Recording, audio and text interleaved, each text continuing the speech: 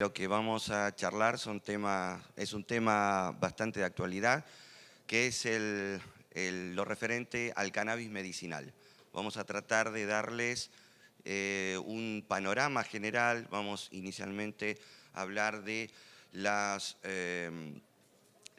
farmacología básica, después vamos a analizar un poco la segunda clase, que va a estar a cargo de la doctora Moyama Elizabeth Justiniano de Bolivia. Nos va a hablar de las indicaciones, efectos adversos, y después la tercera parte, que va a estar a cargo del doctor Alejandro Serra de Argentina.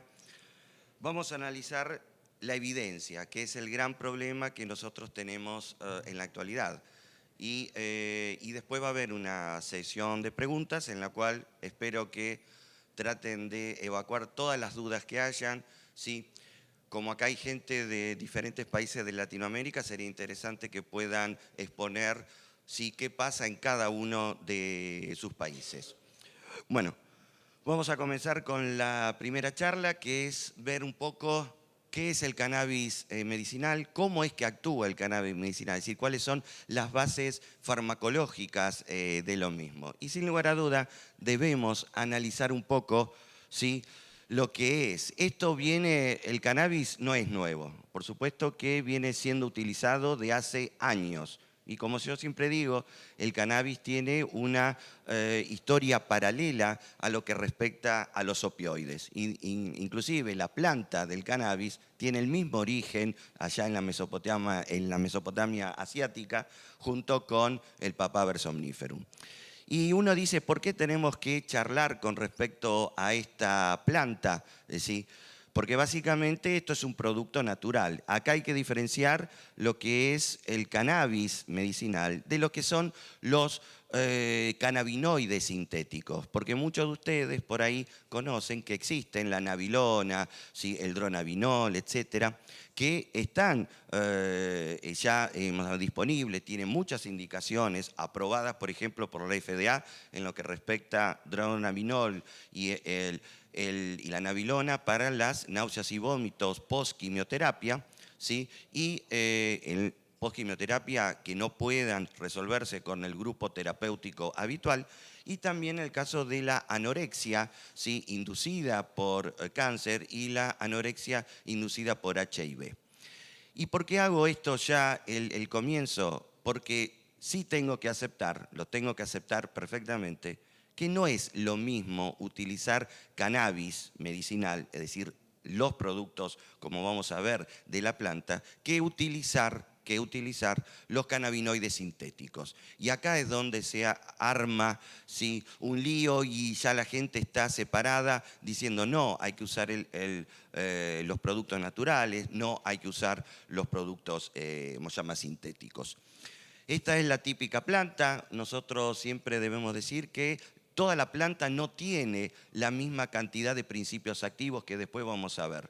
Hay zonas que es mucho más rica de cannabinoides, por ejemplo, y hay otras que no. ¿Y cuáles son las zonas más ricas de cannabinoides? Sí, precisamente lo que se llama el cogollo, es decir, las inflorescencias femeninas. ¿Y por qué esto es importante?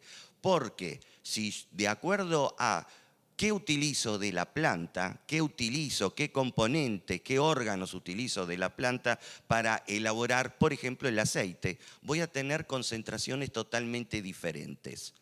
Totalmente diferentes. Y esto, aunque parezca mentira, es uno de los puntos fundamentales que se le critica a todos aquellos ensayos clínicos o revisiones sistemáticas. ¿Por qué? Porque no hay criterio de unificación en el contenido de principios activos. Si yo utilizo muchas plantas femeninas, ¿sí?, o utilizo el cannabis, tiene dos tipos son plantas con sexo separado, plantas femeninas y plantas masculinas. La proporción en un cultivo, en una hectárea de cultivo, cuando es cultivo externo, si yo agarro un poquito más de plantas masculinas, no voy a tener cannabinoides. La planta masculina no tiene cannabinoides. No sé si queda claro. Entonces, de acuerdo a lo que yo utilice, y eso es algo que tenemos que, lo primero que se tiene que analizar en un metaanálisis, una revisión sistemática para ver, bueno, criterios de que realmente sirven, o sea, criterios de eficacia. ¿Sí? Acá tenemos, este es precisamente la flor femenina, que habitualmente es la que está rica en cannabinoides. Recuerden que el contenido de principios activos va a depender de muchos factores. Uno, por ejemplo, el cultivo si es interno o externo, es decir, si es a la luz solar o con luz artificial, si es con escaso líquido, o sea, con escasa agua, con mucha agua, todo esto es importante. Y cuando uno lee, tiene que ver esto. Y, por ejemplo, acá en Argentina, en la actualidad, salió, nosotros tenemos una ley de investigación de cannabis, pero la siguiente ley que vino fue una ley que tiene que ver con los medios de cultivo, estandarizar los medios de cultivo, para nosotros saber qué cantidad estamos dando. Acá tenemos otras imágenes, ¿sí? Sí, acá tenemos, y acá es lo que vemos como las diferentes, ¿sí?, plantas. En verdad existen dos tipos de variedades, la sativa y la índica, y esto es importante. Por ejemplo, el aceite de cannabis que utilizamos, ¿de dónde viene?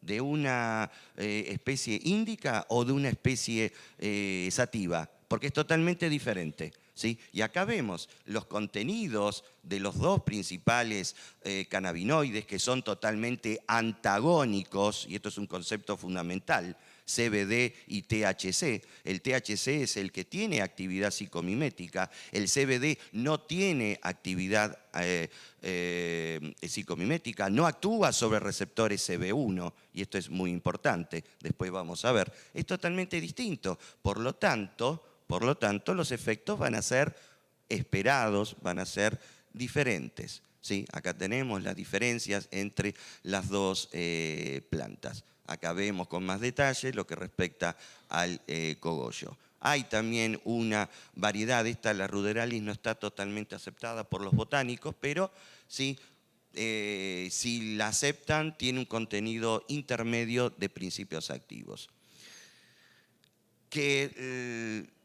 La planta de cannabis o cáñamo es una planta alucinógena. ¿Por qué? Porque genera, ¿sí?, o la definición de planta alucinógena son todas aquellas que tienen efectos psicomiméticos realmente muy interesantes, ¿sí?, efectos cognitivos y efectos conductuales. Esto lo tienen que conocer porque el cannabis genera todo esto. El tema es qué lo genera, es decir, cuáles los principios activos. Ven acá que el cannabis o la planta del cannabis está incluida en nuestras viejas conocidas mandrágora, beleño, ¿sí?, donde se obtiene, por ejemplo, la tropina, la ayahuasca, la veladona, la datura, el peyote, son todos grupos de plantas de tipo alucinógena. Siempre se dice que los principales cannabinoides se pueden dividir en estos tres grupos. Nosotros vamos a tratar de analizar inicialmente lo que son los fitocannabinoides, es decir, aquellos que tienen su origen a nivel de la planta. Y ya nos encontramos con el primer problema. Miren la cantidad de compuestos de principios activos que tiene la planta. No solamente cannabinoides, hay alcaloides, hay terpenos, ¿sí?, terpenoides, hay flavonoides, ¿sí?, hay azúcares, etcétera, etcétera. Todo esto, cada uno de estos, ¿sí?, de estos componentes generan efectos terapéuticos, pero también generan efectos adversos. Y mi pregunta es, ¿el efecto final analgésico a qué se debe? ¿Alguien me puede asegurar que se debe al CBD?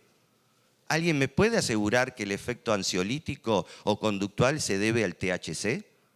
¿Y el resto de los componentes? ¿Sí? Estos son los más importantes, pero muchos componentes vamos a poner el ejemplo de los terpenos.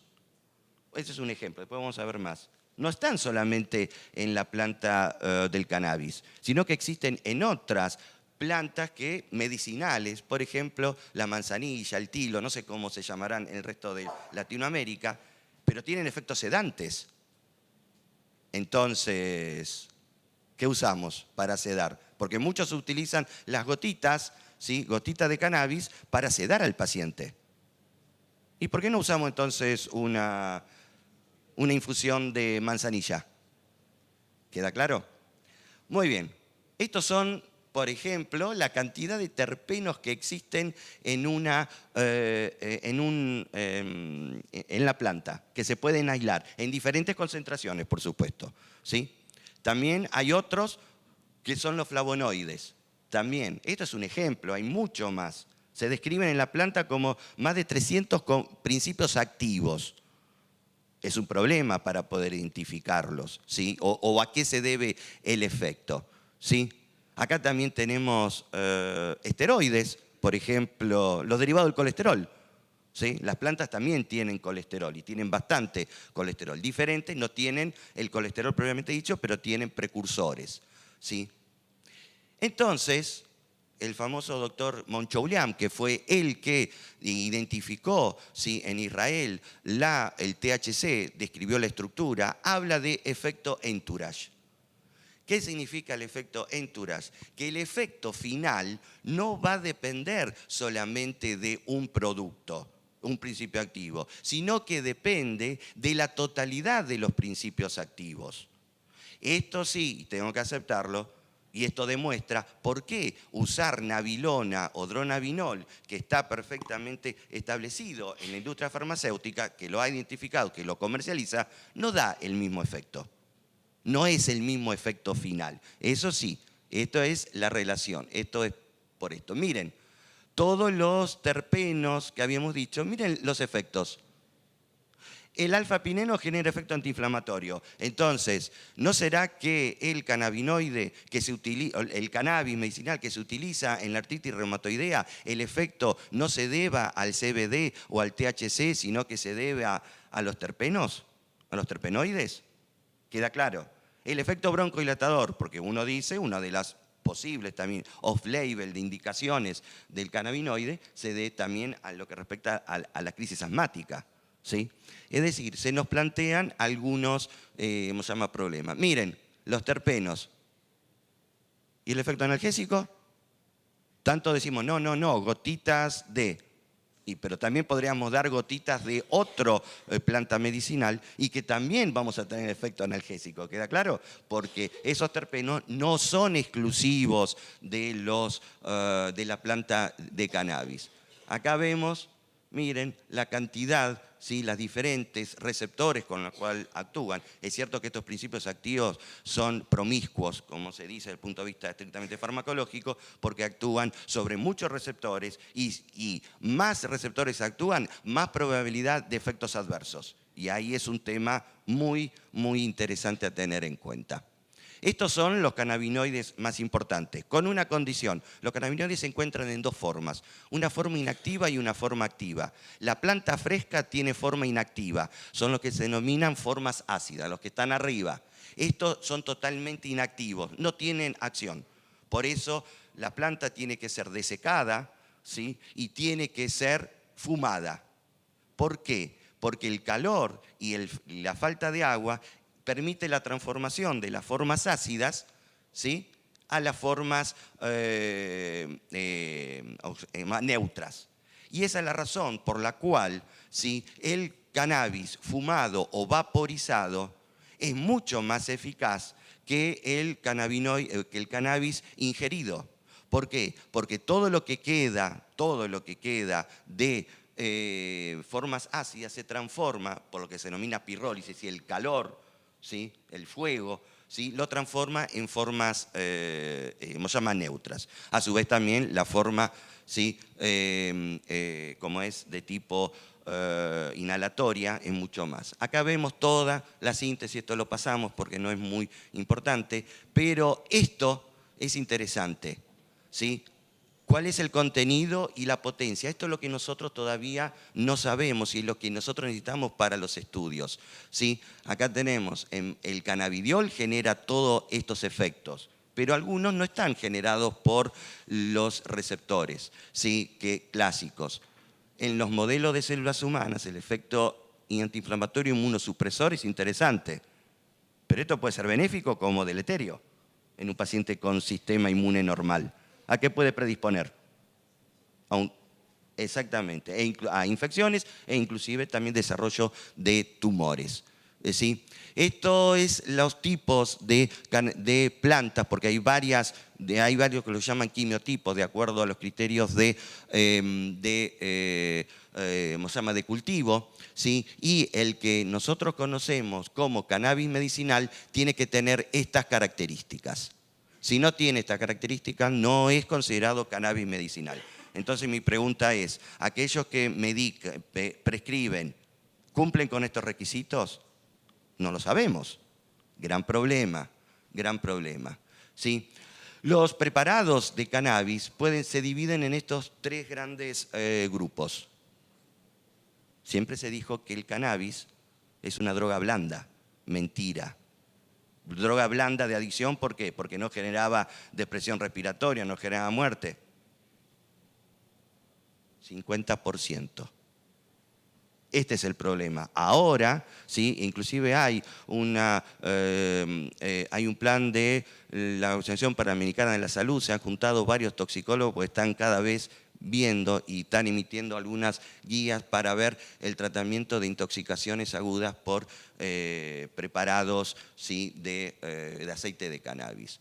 Esto es la marihuana, el contenido, y esto es los de abajo. Esto yo quiero que se lleven, porque hay mucha variabilidad, entonces no sé lo que tiene. Entonces, ¿cómo puedo? Si nosotros estamos acostumbrados a dosificar miligramo kilo peso o miligramo total, acá no sabemos. Entonces podemos, ¿sí? Recuerden esta relación.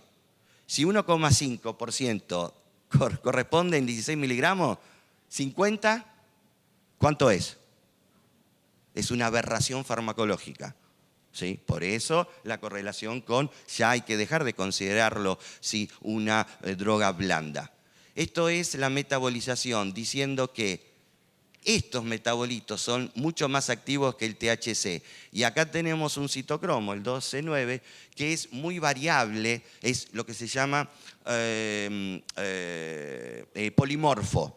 Y eso puede tener varias diferentes expresiones en cada uno de los individuos, por lo tanto, la misma cantidad, ¿sí? que yo le doy puede generar metabolitos distintos y por lo tanto la eficacia o los efectos adversos van a ser totalmente, ¿cómo se llama?, distintos. ¿Sí? Acá tenemos mucho. ¿Por qué traigo esto? Dicen que, doctor, me parece que esto es demasiado desde el punto de vista farmacológico, pero miren acá, estos son los mismos conjugación con ácido glucurónico y tiene problemas con quién. ¿Pueden competir con quién? Con la conjugación de morfina y de otros opioides o de otros fármacos. Y esto es importante no por si me interesa el dolor o no, sino por el paciente que viene a hacerse una anestesia, que tiene que ser sometido a una anestesia y que viene con consumo de cannabis. ¿Sí? Entonces, esto es lo interesante. Y todos los fármacos anestésicos se metabolizan por esto. Por lo tanto, hay que tener mucho, mucho cuidado. ¿Sí? Muy bien. El sistema, cómo funciona, ¿sí? Acá vemos, todo esto es el sistema endocannabinoide, pero lo importante es conocer que tenemos endocannabinoide. Nosotros producimos, pero ¿cuándo los producimos? Cuando el sistema nervioso está excedido en actividad, cuando está excedido en actividad, ¿sí? Acá tenemos cómo se sintetizan, etcétera, frente a un estímulo, por ejemplo, una neurotransmisión. Miren la cantidad de receptores que actúan los cannabinoides. Promiscuos totalmente. Esto es un problema porque no podemos controlar los efectos adversos nosotros, ¿sí? Acá tenemos los diferentes, ¿sí? receptores, los diferentes tipos, sobre quiénes actúan con mayor selectividad, menor selectividad. THC, multitarget, droga, fármaco multitarget o promiscuo, sobre todos esos, ¿sí? Y algunos son benéficos y otros no. ¿Sí? Debemos recordar acá el CBD. Miren, antagonista CB1, antagonista CB2. Es todo lo contrario a lo que es el THC. Por eso tiene que estar en menor concentración. El centro CB, el receptor CB1 no hay que tocarlo, en verdad. ¿Sí? Acá tenemos cómo se sintetizan, es decir, frente a un estímulo, por ejemplo, glutamatérgico, cómo se activan. ¿Sí? Acá tenemos la célula glial, ya que estamos tan de moda en dolor con la neuroinflamación y la activación glial, estos pueden disminuirla. Siempre la van a disminuir cuando hay una sobreactivación de todo este sistema. Ahí está el problema. En ese momento, ahí donde tenemos que nosotros evitar. Es decir, la hiperactividad, el sistema endocannabinoide lo frena, pero cuando nosotros administramos algo exógeno, inhibimos, es decir, va una regulación a la baja del sistema nervioso. Y ahí es donde vienen los problemas. No es lo mismo. Acá otra diapositiva para ver el mecanismo molecular. ¿Sí? Acá tenemos cómo siempre es un mecanismo retrógrado. Se sintetiza en la célula postsináptica y va a hacer efecto en la célula presináptica. Remarcar la característica de que actúan sobre la célula glial también, inhibiendo la inflamación neuronal. También tienen otros centros, como también a nivel de las mitocondrias, etc. ¿Sí? CB1 a nivel central, CB2 a nivel periférico. ¿Sí? No todos actúan con los mismos receptores, como habíamos dicho. Hay mucha variabilidad.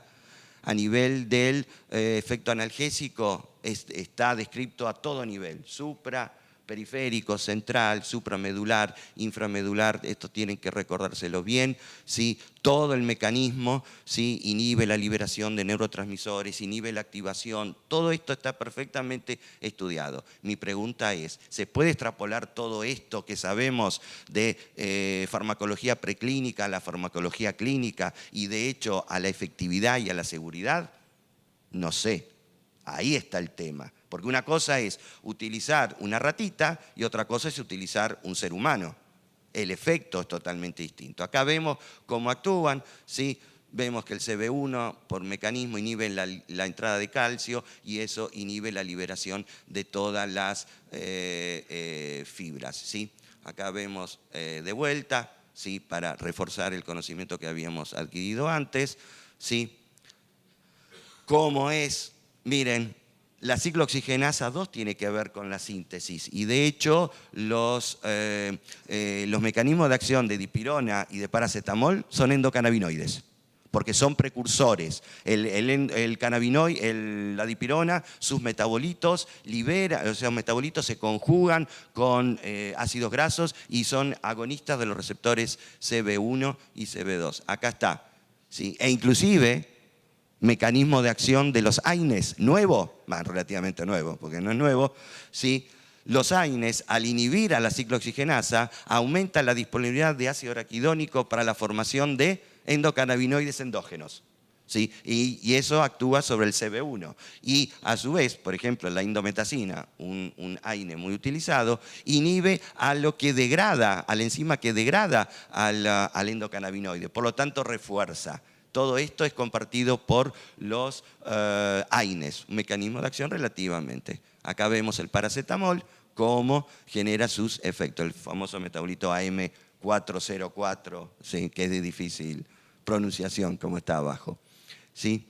Muy bien, pero también los efectos adversos. ¿A qué? A todo esto. ¿Sí? Entonces, inhibe esto, ya lo vimos, inhibe esto, y en la corteza cerebral ahí empiezan el problema. Efectos adversos.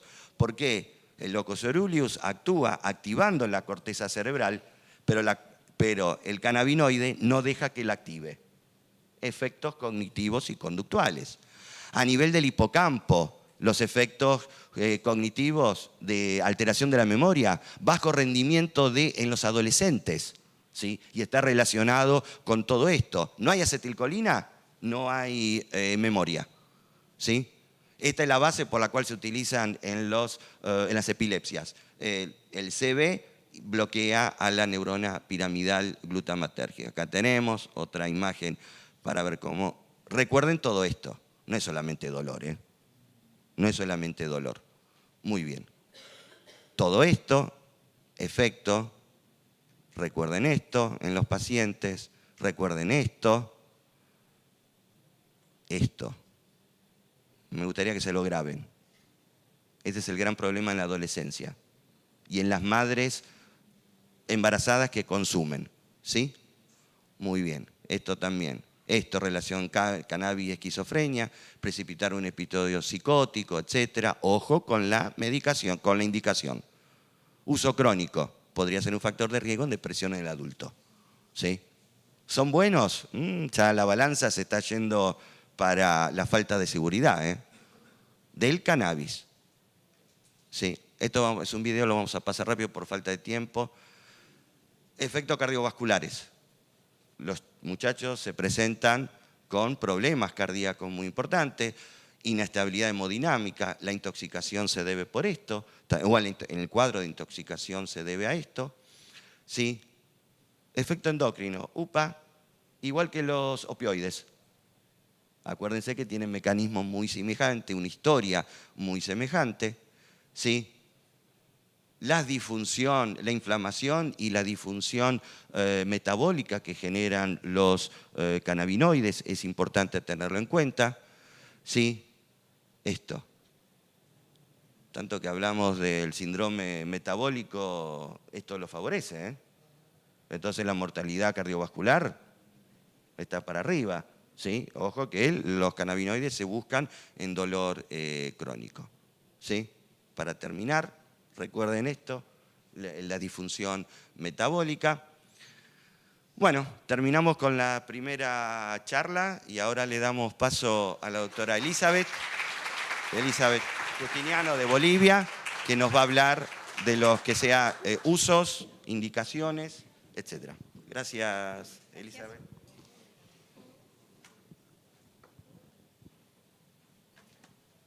Ya que hemos visto todo lo que es farmacología asociada a los cannabinoides, pues ya nos va a resultar un poquito más fácil hablar sobre el uso clínico que se le está dando al cannabis en este momento, ¿no? Pues vamos a ver un poquito las potenciales indicaciones terapéuticas y obviamente esto está relacionado a todos sus mecanismos de acción y pues vean que las posibles indicaciones son múltiples, ¿no? Obviamente el dolor encabeza la fila, el efecto antiemético, que es para lo que en este momento se encuentra aprobado su uso, también para la estimulación del apetito y antiespasticidad.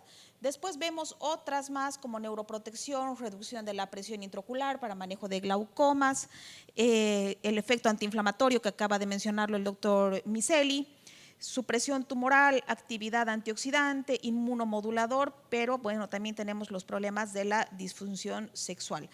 Vemos acá en este gráfico ya todas estas potenciales indicaciones, todos los efectos clínicos del cannabis, pero concretamente en el efecto analgésico, que es el que un poco nos trae acá, pues vemos que la eficacia es similar a la codeína, ¿no? O sea, estamos hablando de una capacidad analgésica incluso menor que la de la morfina, ¿no? Y si empezamos a desglosar todos estos efectos, pues vemos que muchos de los efectos en el uso agudo son positivos, pero en el uso crónico se convierten en negativos, ¿no? A nivel de la función cardíaca, por ejemplo, ¿no? En el uso agudo nos genera taquicardia con el uso, en el momento del uso agudo, pero ya cuando se vuelve crónico lleva a bradicardia, produce alargación del segmento ST, al igual que la metadona. Entonces, hay que ver muy bien los potenciales beneficios, pero también los potenciales eventos adversos en el uso prolongado. ¿Dónde se localizan sus sitios de acción? ¿No? O sea, ¿dónde actúan los cannabinoides para generar analgesia? Igual que los opioides, a nivel del asta posterior de la médula espinal y en la sustancia gris periacueductal, ¿no? Que son lugares donde tenemos concentraciones importantes del receptor CB1. Pero como decía hace un momento el doctor Miceli, en estos puntos también actúan fármacos con acción cannabinoide, que no son derivados del cannabis propiamente dichos, como la dipirona y el paracetamol, que también sus metabolitos similares a la anandamida producen estimulación de estos receptores en estas zonas. Entonces, los cannabinoides, al igual que los opioides, al igual que la dipirona, nos generan inhibición descendente supraespinal, generan analgesia espinal, pero también generan analgesia periférica. ¿Y cómo sucede esto? Pues los cannabinoides tienen un mecanismo de acción muy parecido al de los opioides. Inhiben la adenilciclasa, abren canales de potasio y cierran los canales de sodio. Por lo tanto, evitan la liberación de neurotransmisores en la postsinapsis, ¿no? Y esto pues nos da una inhibición celular, efecto muy parecido al de los opioides que nosotros conocemos. Entonces, los cannabinoides actúan como mensajeros, ¿no? Nuestros endocannabinoides son mensajeros porque en realidad se producen en la presinapsis y cierran los canales de calcio en la postsinapsis, ¿no? Y esto pues genera básicamente una supresión de la liberación de neurotransmisores. Entonces tampoco estamos hablando de un mecanismo de acción diferente, un mecanismo de acción nuevo. En realidad los cannabinoides generan este tipo de mecanismos que al final inhiben la liberación de glutamato, de sustancia P y neurotransmisores algogénicos. Están presentes, aquí vamos a hablar un poquito de su acción antiinflamatoria y también de su acción periférica, ¿no? Porque mucho conocemos de la acción central, pero se ha visto que a nivel de la piel existe una concentración de 5 a 10 veces mayor que la concentración de receptores cannabinoides de los que existen a nivel de la sustancia gris periconductal y del asta posterior de la médula espinal. Entonces, se considera que parte del efecto antinociceptivo está relacionado a su acción periférica y se ha visto que en modelos experimentales que los cannabinoides de acción tópica, o sea, administrados de forma tópica, podrían tener incluso mejor efecto que el cannabinoide administrado de forma sistémica en patología inflamatoria.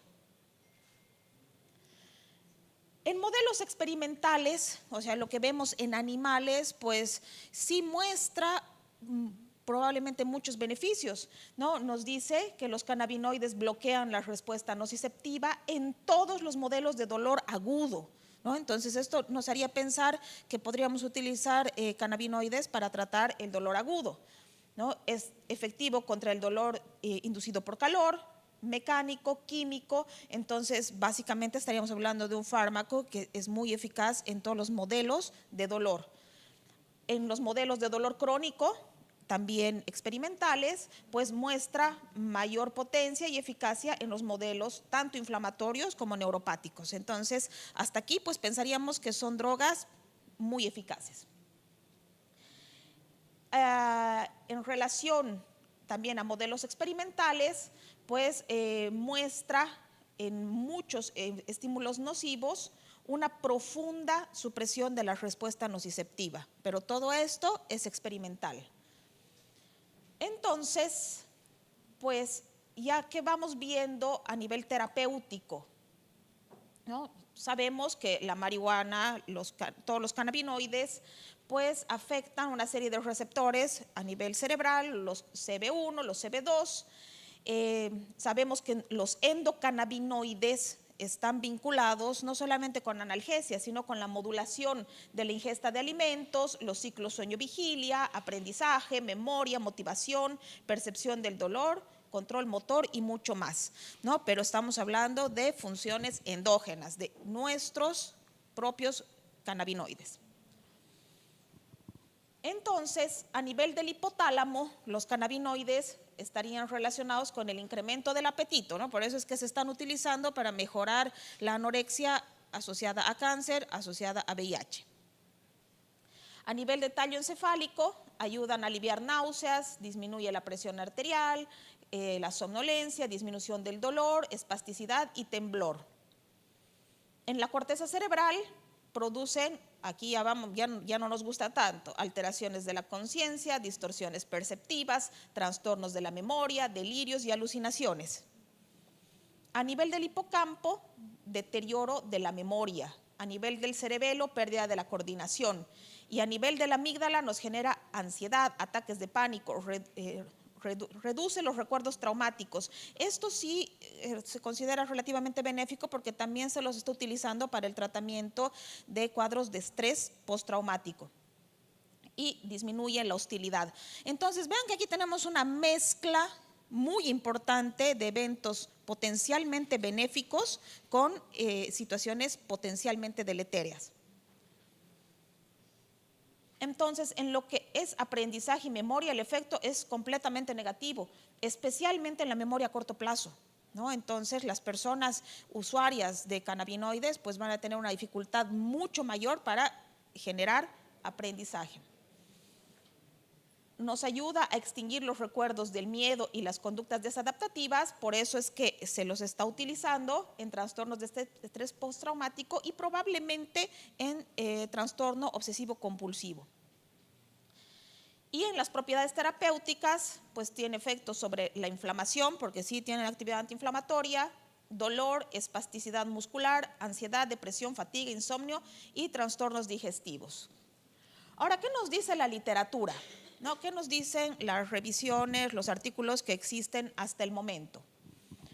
Pues sí se está planteando su uso en una serie de indicaciones médicas, pero hay que examinar muy bien los riesgos asociados a su uso, especialmente si este uso va a ser a largo plazo.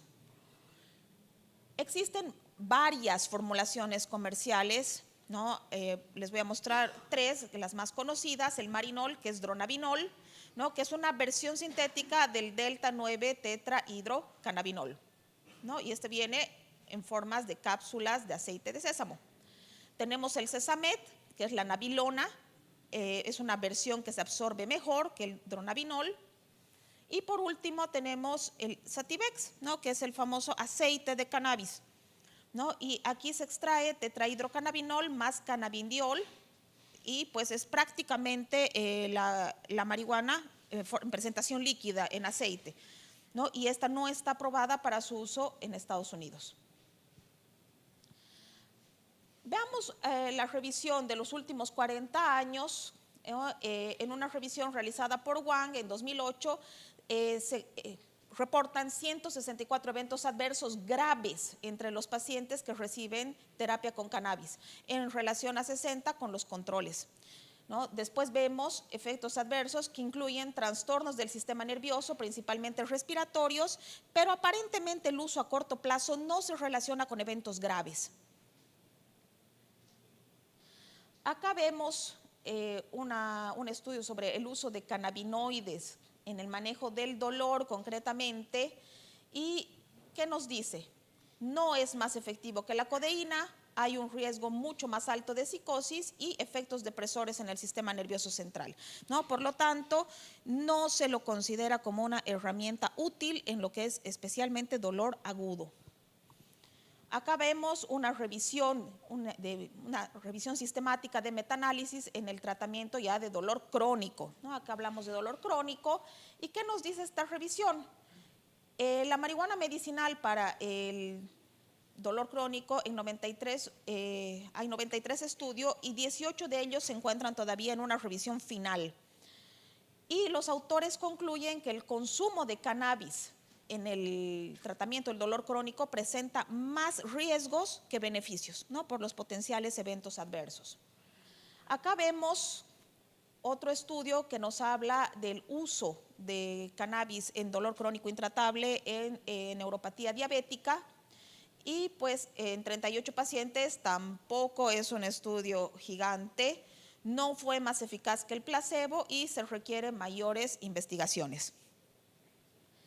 En cuidados paliativos, ¿no? En una revisión desde el 96 hasta el 2010 por Green y Debris, nos dicen que las revisiones estimáticas sobre la eficacia del cannabis en el control en pacientes humanos no presenta hasta el momento evidencia contundente, evidencia concluyente de que el cannabis tiene un papel terapéutico importante en el manejo del dolor, ¿no? Entonces seguimos como que en el tema del dolor es cuestionable.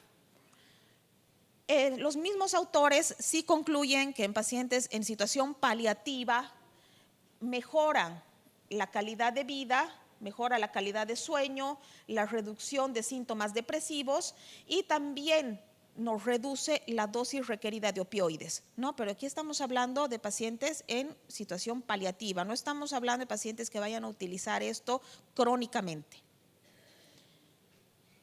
Hablando un poquito más sobre su potencial, pues son adyuvantes para el tratamiento de eventos secundarios en enfermedades crónicas como náuseas y vómitos postquimioterapia, anorexia, tanto en cáncer como en VIH. Hay una mejora subjetiva de la percepción del dolor en el paciente con dolor crónico. Y los pacientes pueden no percibir muchos beneficios en la administración oral, ¿no? Y esto obviamente está relacionado a que el uso fumado del cannabis, de la marihuana, pues aumenta la presencia de metabolitos activos. Hablando un poquito de esclerosis múltiple, ¿no? En relación a la reducción del dolor y síntomas asociados, pues en un estudio de 666 pacientes con espasticidad asociada a esclerosis múltiple, los sujetos experimentaron por lo menos un evento adverso y sí hay una reducción de la espasticidad y en general fue bien tolerado, ¿no? Probablemente esta es una de las situaciones en las cuales se observan mayores beneficios con el uso de cannabinoides. Pero concluimos al final que no existen datos concluyentes, no existen datos sólidos en relación al uso de los cannabinoides en el arsenal terapéutico analgésico, ¿no? Entonces, por el momento todavía hay bastantes cuestionamientos en esto. Hablemos de los eventos adversos, ¿no? Que es otro punto que nos interesa. Siempre tenemos que balancear la eficacia con la seguridad.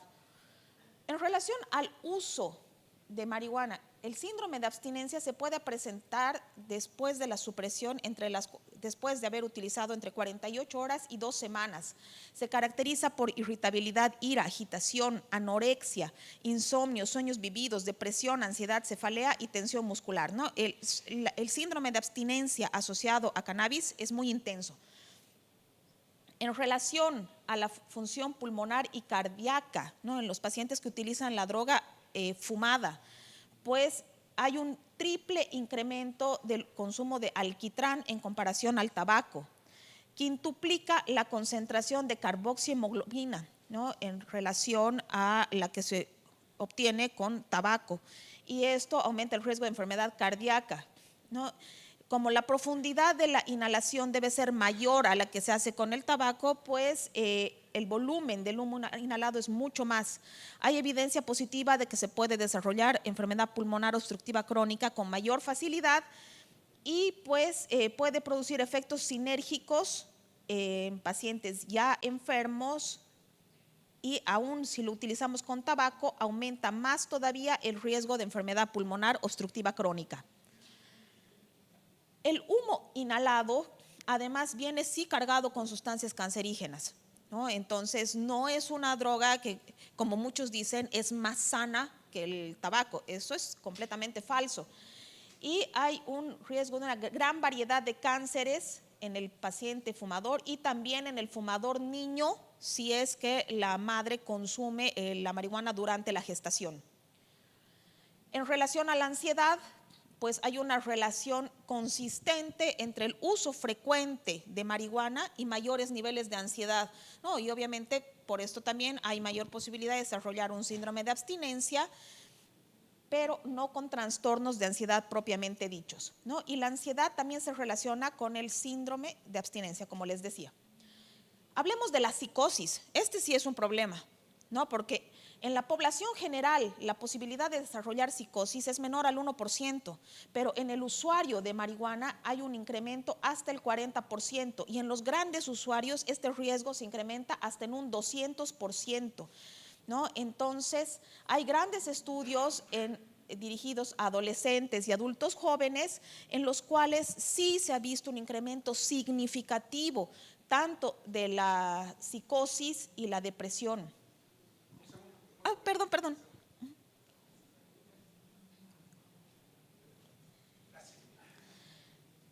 ¿Cuál es el riesgo de adicción? Efectivamente es más bajo que con otros psicofármacos, ¿no? El 9% en comparación a un 15% al alcohol, a la heroína y el tabaco 32%, pero no es despreciable, ¿no? Sí, la posibilidad de convertirse en adicto a la marihuana es alta. Entonces, ¿qué podemos concluir? Los resultados riesgo-beneficio no son concluyentes, ¿no? O sea, no sabemos si realmente los potenciales beneficios superan a los riesgos a los que nos sometemos si utilizamos cannabis de forma medicinal.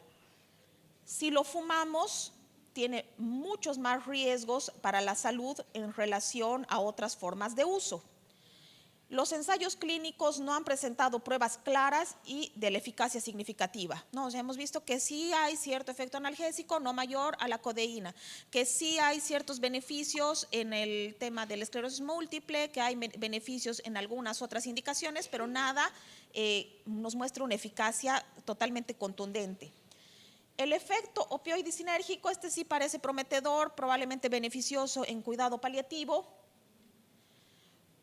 Los riesgos del uso medicinal parecen ser menores, pero no son despreciables. El uso de la marihuana a largo plazo aumenta significativamente. Esto sí duplica el riesgo y eso incluso le incrementa hasta en 200% el riesgo de tener un cuadro psicótico. Y los riesgos de ansiedad parecen estar relacionados a la dosis y al tiempo de uso, ¿no? Entonces, pues todavía nuestra balanza no se inclina para el lado de mayor eficacia, ¿no? O sea, seguimos con que los efectos benéficos no superan a los potenciales riesgos cuando se usa marihuana para el manejo del dolor y otros cuadros para los cuales están indicados. Muchas gracias.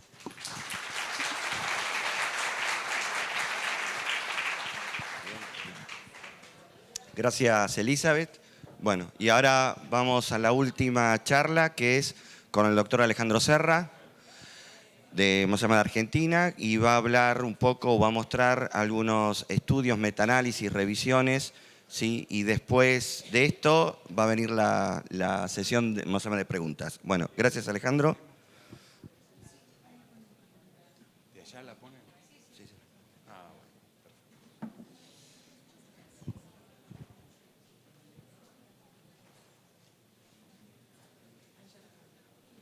Ahí está.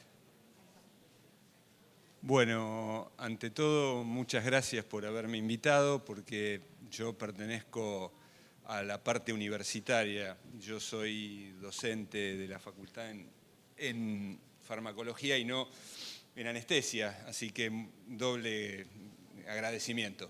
¿Ahí está bien? Bueno, perfecto. Entonces, en realidad ya mis precursores en las charlas hablan de esta agenda que es una crónica de una muerte anunciada, es decir, el final ya está anunciado.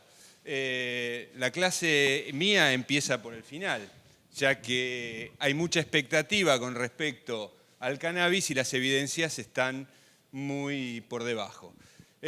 Vamos a confirmarlo argumentalmente y vamos a tratar de explicar por qué la expectativa de alguna manera supera a la evidencia. Entonces, bueno, empecemos con las expectativas y las evidencias. Esto no es más que repetir las indicaciones y los preparados que ya estuvimos viendo. Es decir, yo me voy a centrar un poquitito en las indicaciones, porque dentro de estas indicaciones, como podemos apreciar, muchas tienen un efecto placebo importante. Todo lo que tiene que ver con dolor, básicamente, y digamos, es muy con efecto placebo, pero obviamente todo lo demás tiene un efecto entourage o séquito, traducido, social importante sobre el efecto placebo. Entonces, la epilepsia refractaria o los vómitos por quimioterapia o la anorexia por HIV tienen una importante demanda social que justamente uno tiene que tener en claro que cuando toma el concepto de cannabis como terapia natural, ¿sí?, lo hace sinónimo de terapia segura a partir de un preconcepto errado. Y esto es una gran falacia porque las plantas y algunos animales son absolutamente muy venenosos y no son para nada seguros.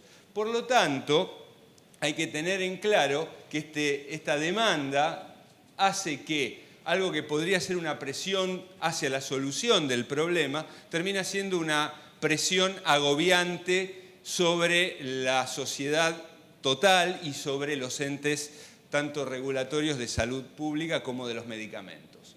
Entonces, hay que tener en claro que la explicación a esto es justamente que el efecto placebo, el efecto psicosocial, tiene las mismas afectaciones que las áreas que tiene que ver con el efecto farmacodinámico, por ejemplo, de un opioide. Es decir, estamos hablando justamente del lóbulo de la ínsula, la corteza prefrontal, la corteza cingulada anterior y obviamente zonas del tronco. Todas ellas relacionadas con la percepción emocional. Y entonces, si bien el estudio placebo es muy importante para mejorar la calidad de vida de los pacientes, mejorar el diseño y tenerlo presente en los ensayos clínicos, también refleja todo lo que está en rojo. Y se lo dejo para que lo lean, porque justamente todo eso puede llegar a conducir a una presión social inaceptable. Entonces, digamos que el tema de los cannabinoides, hay poca evidencia y mucha presión, y todo esto de alguna manera tiene un justificativo neurobiológico en nuestra conducta. Entonces, si uno analiza la medicina basada en la evidencia, tenemos que el alto grado de evidencia radica en los metaanálisis, ¿sí?, de ensayos clínicos controlados, en los propios ensayos clínicos controlados, o los metaanálisis de estudios de cohorte y de casos control.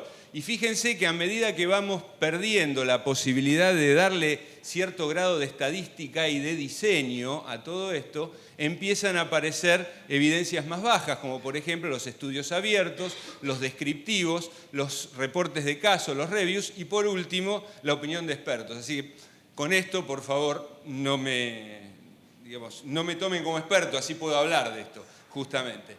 Y entonces, ¿por qué justamente estamos en que los metaanálisis son, digamos, el top de la medicina basada en la evidencia? Y bueno, porque justamente todos estos estudios tienen un estimador del efecto que es comparativo y su dispersión. Es decir, yo puedo decir, este tratamiento es superior, igual o inferior al otro porque tengo un estimador que así me lo dice. Tiene un N importante de pacientes, tiene procedimientos de cegado para que no haya influencias del efecto placebo y, obviamente, si hay cuidadores para estos estudios, es decir, cuidadores de la gente que participa en estos estudios, no tengamos este efecto séquito o entourage social hacia el placebo. Es decir, tiene una estadística reproducible, tiene criterios escrupulosos, tanto de inclusión como exclusión, y obviamente se trata de que tenga un mínimo riesgo de sesgo, de interpretación. Entonces, bajo estas circunstancias, se convierten en el top. Entonces, si yo llevo al análisis, el estudio y reportes de cannabinoides en pediatría, vemos que muchos de ellos, para empezar, no tienen un N importante. Por lo tanto, fíjense tampoco que tienen mucho tipo, es decir, acá, sobre todo en lo que son vómitos en el tratamiento quimioterápico, suele haber ensayos clínicos controlados, pero si no son case reports o estudios retrospectivos, ¿sí?, que no tienen un importante peso. Esto continúa en las otras indicaciones que la doctora Justiniano ha mencionado, y entonces fíjense que lo único que tenemos realmente de peso dentro de los estudios por cannabinoides en pediatría son justamente en vómitos inducidos por quimioterapia, donde hay ensayos clínicos controlados, y ahora en epilepsia refractaria. Y justamente vamos a comentar uno de ellos porque este es un estudio típico de aprobación. Es decir, este estudio se usó para que la FDA aprobara el Epidiolex, que es la forma comercial del aceite de cannabis que contiene un alto contenido de cannabidiol, Y entonces, si ustedes se fijan, el N acá es, digamos, no muy grande, pero algo que es muy importante, el 97% de los pacientes exhibían retardo en el neurodesarrollo, con lo cual, digamos, el efecto placebo no es importante, pero el efecto séquito de los cuidadores es muy, pero muy importante.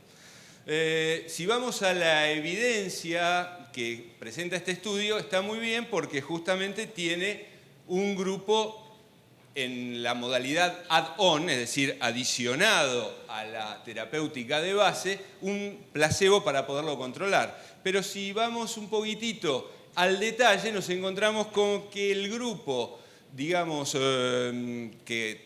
tratado con cannabidiol, tiene un número muy importante de convulsiones mensuales. Fíjese que este número está implicando que hay casi 3 convulsiones por hora, en un extremo, obviamente, y que este extremo, en el grupo tratamiento, es entre 2 y 3 veces más grande que el grupo, ¿sí?, que actúa como control, con lo cual puede haber ahí un sesgo interpretativo.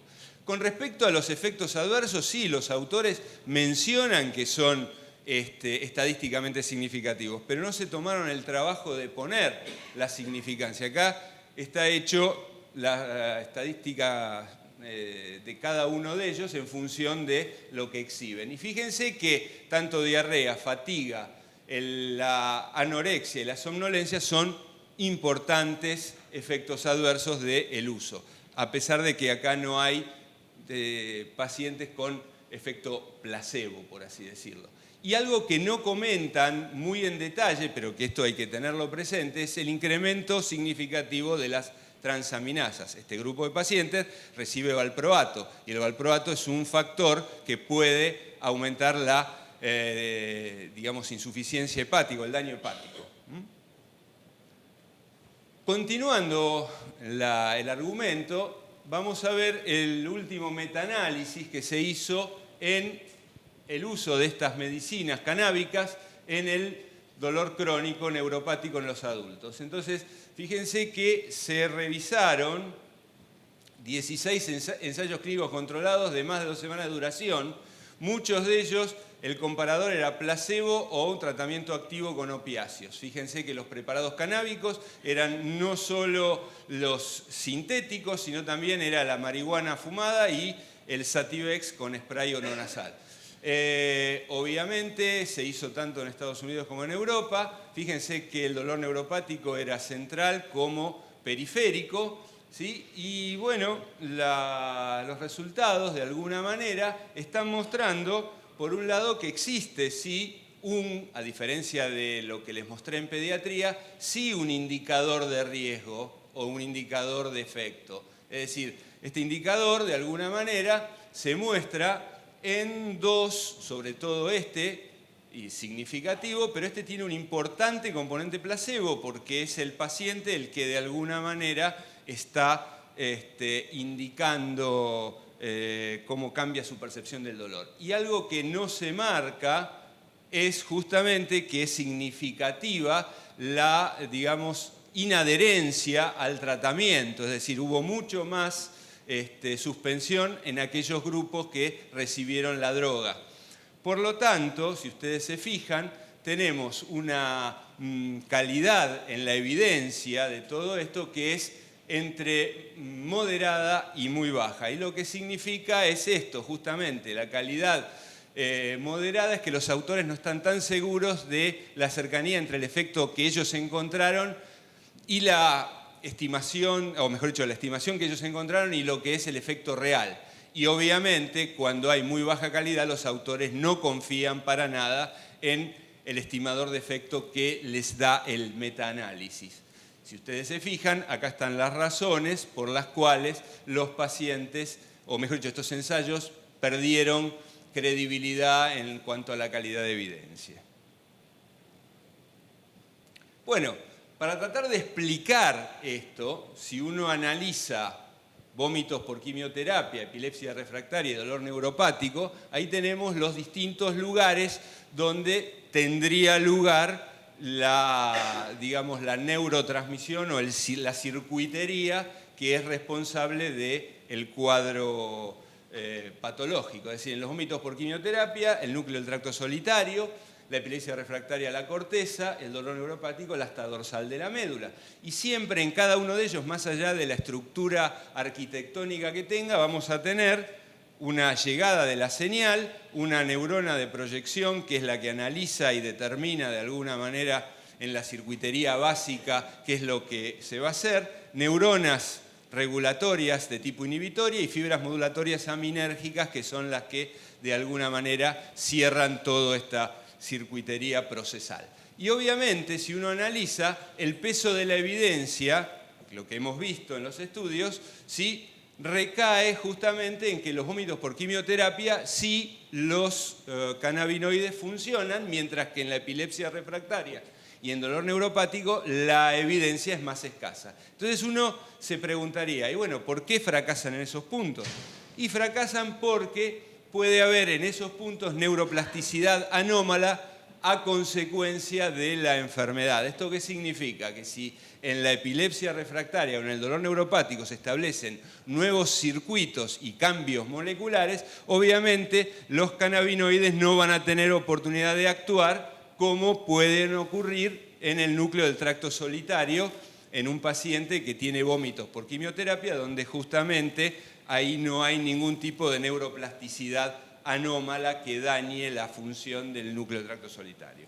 Entonces, esto lo podemos ver justamente en los modelos animales, donde justamente el efecto no relevante o mixto, que podría ser fracaso, por así decirlo, es en algunos preparados, fíjense, más del 50%, y solo de alguna manera los cannabinoides naturales de alguna manera tienen un efecto importante. Aquí el único que ha sido muy bien estudiado y que tiene efectos similares al cannabidiol es este preparado, el WIN 55-212, que ha sido pero muy estudiado.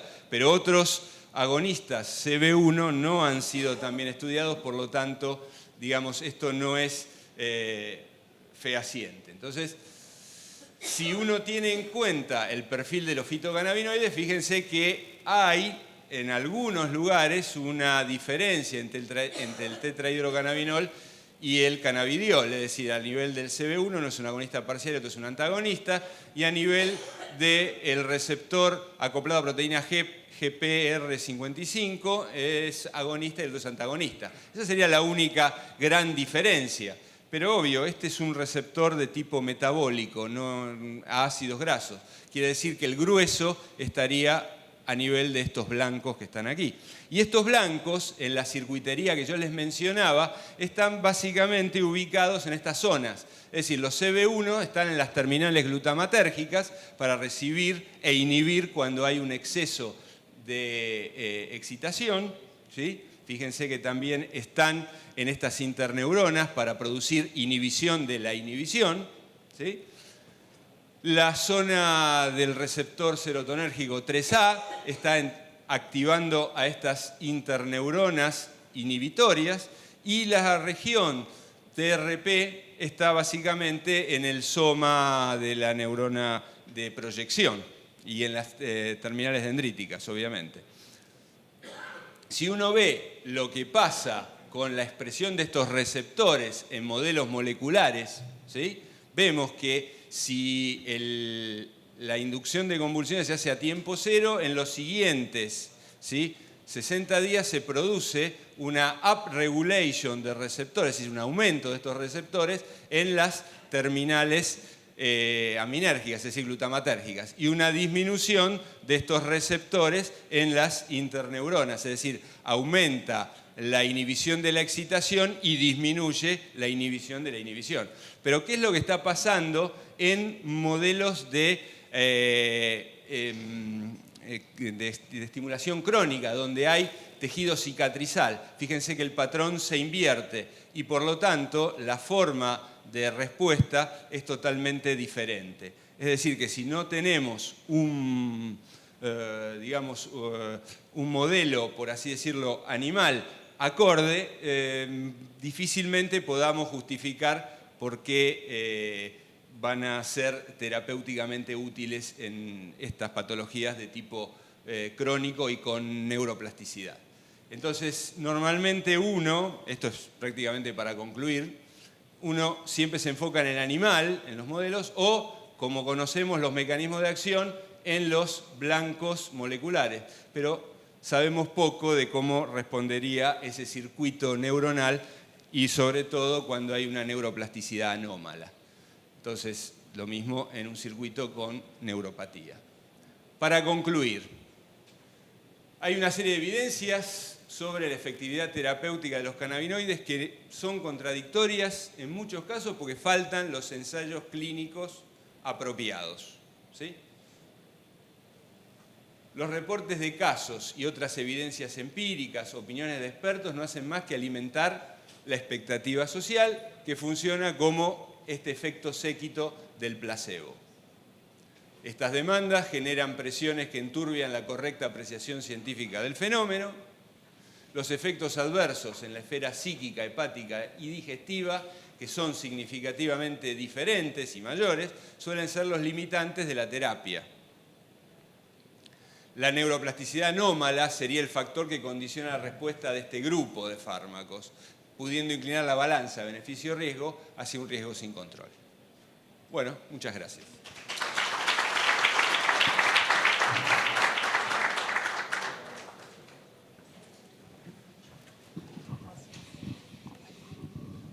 Gracias. Bueno, si quieren hacer preguntas.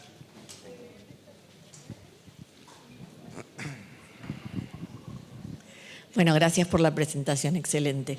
Quería saber en qué situación legal estamos en este momento respecto de lo que era la ley que nos presentaste hace un par de años y si se ha avanzado. Listo. Bueno, la ley está y a lo que se avanzó fue en el punto fundamental, pero no está implementado. ¿Qué significa eso? El punto básico era estandarizar el preparado.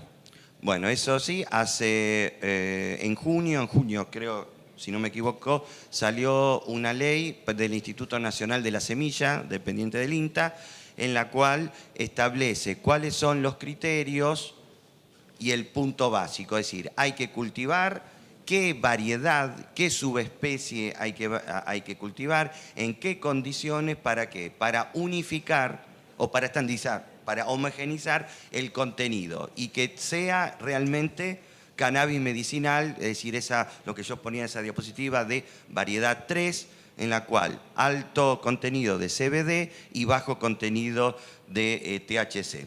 Una vez que se lleve a cabo ese programa, que todavía no está, hay muchas empresas o muchas compañías extranjeras. Hay, por ejemplo, acá en Argentina, en Jujuy, ya se está hablando de una determinada empresa de origen canadiense, ¿sí?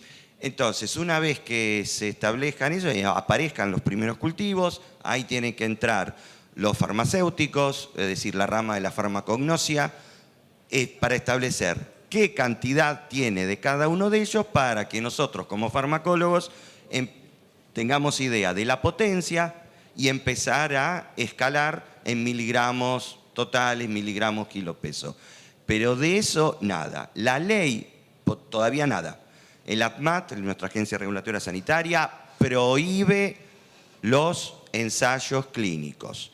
Hace poco, un hospital de renombre, no vamos a decir nada por cuestiones éticas, presentaron y automáticamente el Departamento de Ensayos Clínicos dijo que no, porque no cumple precisamente estas cosas básicas, ¿sí? Es decir, la ley en Argentina está, pero para investigar. Y hoy, casualidad, no en dolor. Miren qué interesante, ¿sí? ¿Por qué? Y porque la ADMAT hizo una revisión, ¿sí? en 2017, 2017 fue... 16, perdón. ¿Sí? En la cual emitieron y se basaron en una serie de metaanálisis y revisiones sistemáticas hasta ese momento, en la cual no hay evidencia de efectividad y menos de superioridad, porque todos hablamos de efectividad, pero nadie habla de criterios de superioridad o de inferioridad, porque precisamente eso es lo más importante para colocarlos en guías internacionales. La única guía que tiene cannabinoides en tercera línea de intervención es la de la Sociedad Canadiense de Dolor. ¿Sí? Las guías NICE no quiere saber nada con cannabinoides, ¿sí? Y las IAPS saben que tampoco. ¿Sí? Hasta este año, hasta hoy. Quizás mañana, pasado, pueda salir. Pero en nuestro país estamos con las manos atadas. ¿Sí? Lo más lamentable que no es para dolor. Es decir, la revisión que se hizo no habilita para dolor. ¿Sí? ¿Alguna otra pregunta?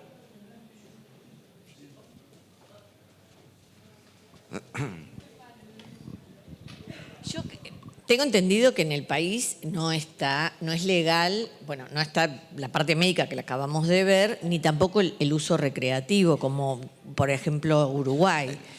¿Qué sabés de esos afiches que hay en la calle de Expo Cannabis 3, 4 y 5 de octubre en la rural? Muy bien. Acá podemos, bueno, sí, es el tema de la Expo Cannabis es la primera vez que se va a hacer, ¿sí? Y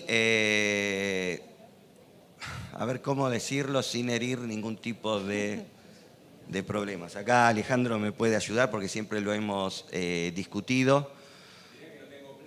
Sí. No. El tema es la Expo Cannabis es una forma de empezar a dar a conocer cuáles son las futuras empresas que pueden hacerse cargo de lo que corresponde al cultivo, a la recolección, etcétera, de la planta. ¿Sí? Ya hay una empresa canadiense en la zona de Jujuy, ¿sí? habilitada entre comillas, ¿sí? Dan a conocer eso, solamente eso, pero también está solventado por organizaciones no gubernamentales. Mamá Cultiva. Mamá Cannabis. Eso es una Si uno quiere hacer un aceite de calidad medicinal, tiene que cumplir con las buenas prácticas de manufactura y las buenas prácticas de control. ¿Esto qué significa? Necesita un equipamiento muy, muy importante. Esto no es como en nuestra casa que le agregamos ajo al aceite de oliva para condimentar la ensalada. Mucha gente cree que esto es así y eso puede derivar en un desastre catastrófico. ¿Por qué? Porque el aceite justamente es un medio anhidro y eso concentra el alcaloide, concentra el cannabinoide, concentra el terpeno, concentra todo. Entonces, de alguna manera, no tampoco vamos a tener un equipo de HPLC en nuestra casa como para poder, de alguna forma, controlar o saber qué contenido de principio activo tenemos. Entonces, es muy, muy peligroso por ese lado. Es decir, no cualquiera puede hacer este aceite, ¿eh? Vuelvo a repetir, no es poner una hoja de tomillo o una rama de tomillo o de romero o de ajo adentro del aceite de oliva para condimentar la ensalada, ¿eh? ¿Ok? Perdón. El tema es la necesidad imperiosa que tiene la sociedad de tener una herramienta más con X efectividad o X superioridad. Es decir, muchos de estos congresos, esto no es solamente acá en Argentina, ¿eh? Es decir, es en todos los países del mundo, las organizaciones que no científicas, sí traen información, le dan a conocer, sí, todo tiene aparejado un fin que es el acceso de un medicamento a toda la población. Porque uno sabe que, y eso vamos a decirlo, los medicamentos cada vez tienen un mayor costo. Y hay un grupo de medicamentos en medicina del dolor que son excesivamente efectivos, muy superiores, pero son excesivamente caros. Vamos a decir la verdad. En la actualidad, siglo XXI, en este momento, si yo tengo un paciente con artritis reumatoidea o una espondiloartropatía seronegativa, degenerativa, ¿cuál es el analgésico de primera elección?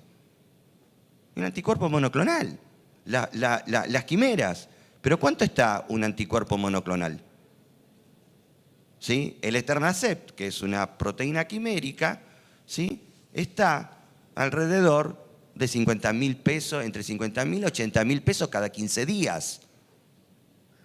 Y uno sabe que un paciente con artritis reumatoidea, lo que hacemos dolor, artritis reumatoidea significa dolor, se reactivó la enfermedad, ¿sí? Y lo que podemos hacer es corticoide, sí, pero corticoide con todos los efectos adversos. Entonces ya no va más el AINE, el opioide, no, es la proteína quimérica, el Etanercept. Pero ¿qué cobertura social puede solventar 50.000 pesos? Hagan acá el dólar para la gente de Latinoamérica 55, ¿sí? El cambio. ¿Cómo lo solventa un paciente? Que no va a ser una sola vez. Va a ser 2, 3, 4 meses hasta que se estabilice y después vuelva a recaer, a hacer la crisis. Entonces se entiende que la gente quiera buscar algo que pueda solventarlo. Yo estoy de acuerdo, pero ¿qué? Algo seguro. Porque si no vamos a volver a la época del Renacimiento. La esponja soporífera que usábamos, el beleño, la mandrágora y el opio. Sí, está bien. Era efectivo, pero muchos terminaban muertos, queda claro. Entonces, yo entiendo la necesidad, y eso es lo que decía Alejandro, el efecto de la sociedad, el efecto séquito. Yo quiero, es cierto, que los medicamentos actuales, ¿sí? Por ejemplo, veamos el tema de la epidemia de los opioides. La oxicodona por liberación prolongada es carísima. Entonces, ¿la gente qué quiere? La gente que está con dolor. Porque hay muchas patologías que son subagudas, pero hay patologías que largo tiempo. Entonces, por ahí no tienen un nivel económico, un nivel social que pueda mantener ese tratamiento. Entonces, la gente busca, bueno, volvamos al origen de la farmacología, la fitomedicina. Es decir, vamos a darle algo. Está bien, yo entiendo, pero si no, volvemos al desastre de la talidomida, al desastre de la sífilis en Estados Unidos, etcétera, etcétera, etcétera. Queda claro, no es que uno esté en contra, lo que hay que hacer es ensayos clínicos, pero tampoco hay que desprenderse de las normas o las directrices de las agencias regulatorias. Nosotros acá en nuestro país somos muy rígidos. ¿Sí? Somos muy rígidos, la ADMAT es bastante rígida. Se está yendo de a poco, sí, por ahí para mí un poco lento. Un poco lento porque es relevante. Pero hay muchos estudios, FDA ha aceptado lo que se llama fast track, quemar etapas. Pero, por ejemplo, el Epidiolex entró en fast track, pero no dio resultado, por lo que ven. ¿Sí? El Epidiolex no dio resultado. No es significativo el cambio. Es lo que habían planteado hace mucho, ¿sí? La Sociedad de Neurología de Estados Unidos, en la cual primero bajaban el número de convulsiones y después se disparaba automáticamente después de los 3 meses. 3 a 6 meses, y por eso frenaron un poco. Es sugestivo que ese estudio no tiene ese seguimiento. Es decir, si bien el estudio es de 3 meses, los autores no reportan la variación mensual. Ellos reportan la variación de las convulsiones por el grupo total y lo dividen por 3, es decir, por 3 meses, pero no hacen la división de cada uno de los meses, porque si lo hubieran hecho así se vería justamente lo que dice Miguel, el rebote hacia los 3 meses, es decir, volviendo otra vez a subir. Perdón. Sí. Hay que tener en cuenta que muchos de los efectos clínicos de los cannabinoides al inicio del tratamiento son positivos, pero luego en el uso crónico se ponen a la inversa, ¿no? Entonces, de repente lo que vemos como un efecto benéfico en el uso corto, en el uso prolongado se convierte en un efecto deleterio. Sí, Miguel, te vengo siguiendo con las charlas hace un tiempo para tratar de interpretar. Ahora, la realidad es que estamos recibiendo pacientes tratados con gotas, qué manejo le doy en el preoperatorio, en el intraoperatorio. Y así como tuvimos crisis de opioides porque están en manos nuestras, drogas que también potencialmente dañan si no los conocemos adecuadamente o no lo usamos. Como herramienta terapéutica, estudiado probablemente lo tengamos en un tiempo, dirigido hacia determinados receptores, será una herramienta potencialmente, pero en este momento hay pacientes que lo utilizan, muchos pacientes tratados con gotas de cannabis, los recibimos, inclusive es dado por colegas y por distintos caminos que consiguen en kioscos, qué es lo que toma. Sí. Es la realidad en la que estamos. Sí, ese comentario que haces a mí me da paso para algo. Hay un programa de la Facultad de Farmacia y Bioquímica, la cátedra de farmacognosia, que le interesa todas las plantitas y lo que hay, que difunden a cada rato, por ahí lo conocen, por ahí no, que les manden lo que toman los pacientes. Es decir, si, por ejemplo, los que hacemos dolor, tenemos un consultorio que nos viene, yo tengo una chica con un linfoma que fue tratado por glucocorticoides, hizo el Cushing y que hizo la necrosis aséptica, ¿sí? Entonces, la mamá le está dando 2 tipos de gotitas. Le recetaron dos tipos de gotitas. Uno para dormir y otro para dolor, ¿sí? Lo interesante en esos pacientes, decirle a los familiares, ¿me puede dar una muestra? ¿Me puede dar lo que está tomando? Y automáticamente hacérselo llegar a la cátedra de farmacognosia de la Facultad de Farmacia y Bioquímica de la Universidad de Buenos Aires. Y ellos van a estar muy contentos porque lo que quieren es hacer un relevamiento de lo que tienen, porque se van a llevar más de una sorpresa, que en algunos puede haber nada más que aceite de oliva. Ojo. Entonces, ahí están jugando con la buena voluntad. ¿Por qué? Porque nosotros no tenemos, aunque alguien puede decir sí, pero la Confederación Farmacéutica de la Provincia de Buenos Aires tiene un plan ahora que va a ellos mismos a tramitar uso compasivo a través del ADMAT para que nos traigan el Charlotte Web. ¿Y qué tiene el Charlotte Web? ¿Queda claro? Entonces, sería muy interesante, yo creo que eso y teniendo en cuenta lo que yo les decía, que hay muchas interacciones, y bueno, ese es un gran problema de ahora todos los nuevos pacientes de anestesia que vienen con sobrecarga de diferentes psicofármacos o psicoactivos, tener el mismo problema, pero con la diferencia que en el consultorio de dolor podríamos hacer esto. Entonces los invito directamente, no tengan miedo, no es que van a salir escrachados, nada. La Facultad de Farmacia está pidiendo por favor que les mande, porque quieren hacer un relevamiento precisamente de eso. ¿Y cómo se identificarían? ¿Con un número? Claro, sí, hay que llamar a la cátedra, después te lo consigo, Claudia. Y cómo tenés que mandar la muestra, cómo tenés, y ya está. ¿Sí? Entonces vos después vas a tener, esto, y por ahí te llevas alguna sorpresa. O por ahí vos me vas a calcular, de acuerdo a lo que le están dando y lo que tiene, los miligramos. Entonces a mí me va a servir, o a todos, mejor dicho, nos va a servir. Mira, me parece que con 2 miligramos, vamos a poner un ejemplo, con 2 miligramos o 5 miligramos cada 8 horas o una vez por día, puedo llegar a tener tal efecto. Sabiendo que el efecto, no sé si es por CBD o THC, por todo lo que... O placebo, bueno, ¿sí? ¿Qué tal? Buenos días. Lo que a mí me preocupa y mucho es el tema social, porque no solamente está el tema médico, sino está el tema social, porque uno siempre a los chicos, la sociedad le dice la marihuana es mala, la cocaína es mala, pero ahora resulta que alguna gente dice, bueno, al final tan mala no era, tiene efecto médico. Creo que se hace muy difícil entonces poder, a nivel social, a nivel para el común de la gente, poder, digamos, explicar este tipo de cosas. Yo creo que no es una instancia superadora para nada.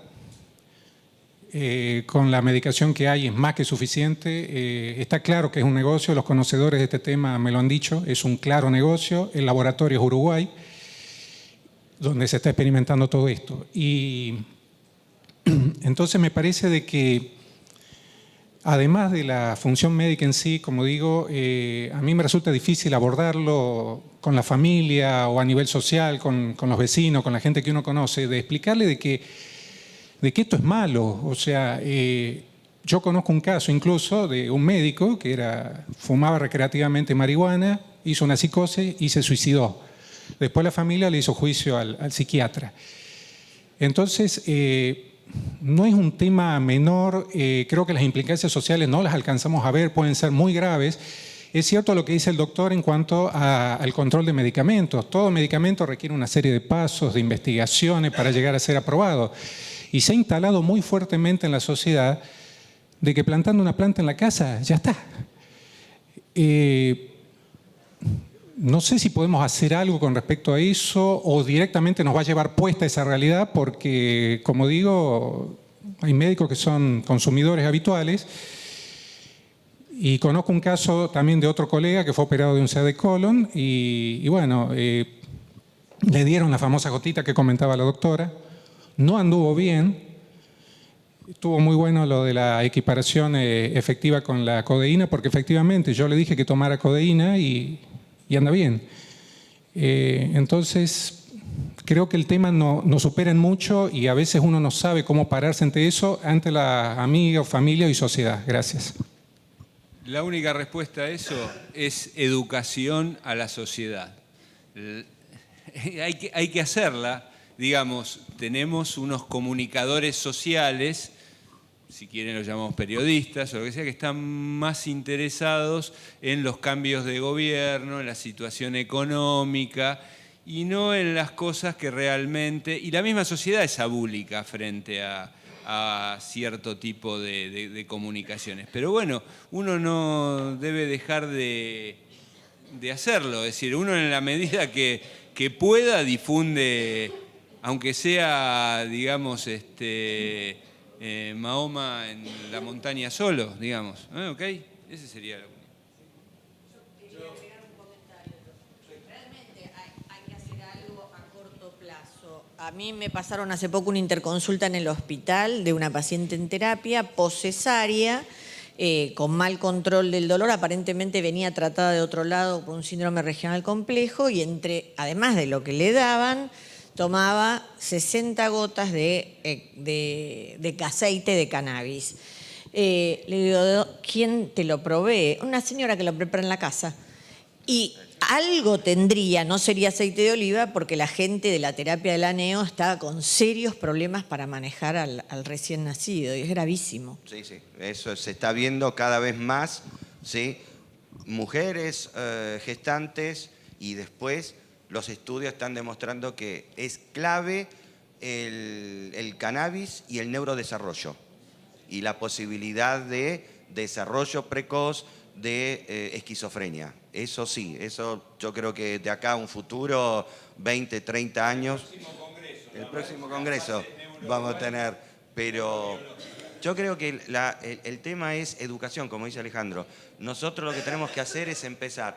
Conocemos esto. ¿Por qué les digo esto? Porque la mayor parte de la gente que está manejando cannabis en Argentina, con perdón, son psiquiatras.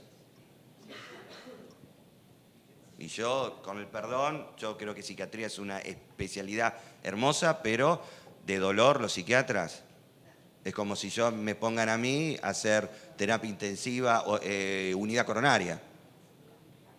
Entonces, es muy interesante eso, es decir, cada uno trata, porque realmente hay muchos pacientes que están tratados con cannabis y que tampoco requieren cannabis, que por ahí con alguna otra medicación andan bien. Eso es lo que me preocupa. Porque nosotros tenemos varias herramientas para poder trabajar, ¿sí? Además, recuerden, siempre se ven, no, cannabis todo bueno, todo bueno, todo bueno. Ahora, yo siempre hago la misma pregunta. ¿Ustedes ventilan a los pacientes con oxígeno 100%? ¿Por qué? porque es malo, ¿o no? Y entonces, si el oxígeno, que es lo que nos mantiene vivo... Bueno, pero por eso, ¿qué aprendimos? Bueno, pero por eso, ¿aprendimos o no que el oxígeno era deleterio? ¿Sí o no? Bueno, entonces no podemos decir que una planta que tiene tantos productos es benéfica 100%. Ahora me estoy pensando el daño que vamos a tener, secuelar nosotros cuando nos abran la puerta después de la rural. Pero ¿sabés cómo te van a venir? Pero Ahora es normal y te van a decir, bueno, pero tan malo no es, llenaron una rural. sí, te van a catalogar, ¿sabes qué? Te van a catalogar, ¿vos sos médico de dolor? ¿Sí o no? Si recetás cannabis.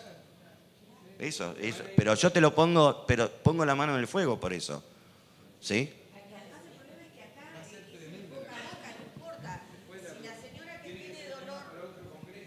Tiene que ser un congreso de... Claro. Bueno, una de las cosas que yo propongo, como hay guías de utilización en Latinoamérica, en el mundo, hay guías de utilización de glucocorticoides, Sí, claro. hay guías de utilización de opioides, hay guías de utilización de antiepilépticos en dolor neuropático, Sí. hay guías de intervencionismo, ya que estamos, Sí. ¿sí? ¿Qué tenés que hacer en una hernia, etcétera, etcétera, etcétera? ¿Por qué no nos juntamos y hacemos algo sobre cannabis medicinal, todos los que hacemos medicina del dolor en Latinoamérica? Sí, me parece ¿No bárbaro. sería una solución? Sí. ¿Sí? Y después terminar publicando algo, ya sea... Es decir, ¿se acuerdan cuando fue el ataque de la ketamina? ¿Sí? Bueno, ¿por qué no empezamos a ver esto de, ¿cómo se llama?, el cannabis? ¿No sería? Sería una buena, Claro, porque- una buena, de acuerdo a la experiencia. Nosotros tenemos nuestra experiencia acá en Argentina. ¿Qué pasa en Uruguay? ¿Qué pasa en Bolivia? ¿Sí? ¿Qué pasa en Colombia? ¿Qué pasa en todas partes? Sí, Porque la problemática, por supuesto, siempre es diferente. seguro. Pero a mí me gustaría hacer eso. Así que los invito en la coordinación, yo tengo la coordinación de la Comisión de Farmacología Clínica de la clase, entonces vengan todas las propuestas y serán bienvenidas. Acá con la doctora Seguí Justiniano también forma parte de la comisión, así que en Bolivia ahí está un tema de trabajo. Y outsiders. Sí, también. Outsider también. Le permitimos la entrada. Sí. No, por lo menos la propuesta.